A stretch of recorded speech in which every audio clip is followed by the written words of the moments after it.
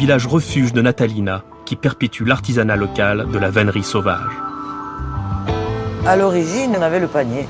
Alors on a le myrte, parce que c'était en bord de mer. On en faisait traditionnellement des nasses. Après, on est arrivé à faire des paniers. Et le jonc qui se faisait par les bergers ou par les femmes de bergers ou les grands-mères. Souvent les femmes travaillaient le jonc plus que les hommes.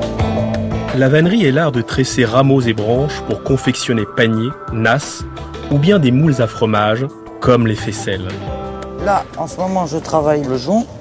Le jonc qui est ramassé en bord d'étang, le jonc maritime, qui servait à faire les fromages frais, le brooch qu'on appelle, et puis les fromages traditionnels.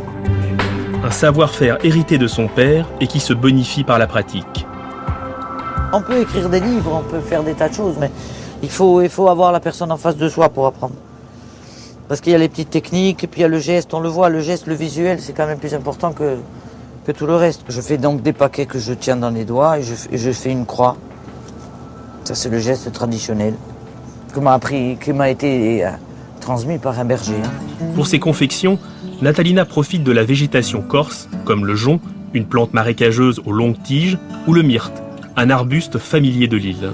La vannerie a de beaux jours devant elle parce que les sacs plastiques sont interdits, que les sacs recyclables, on peut être utilisables, mais si on peut revenir à l'utilisation du panier, ce serait quand même plus sympathique. Une pratique éco-responsable qui conditionne la survie de la vannerie.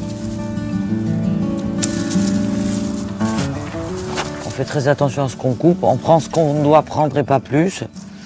Il faut respecter la nature quand même, parce que si on coupe tout, on n'a plus rien. Et ensuite, ça se transmet comme ça, de génération en génération.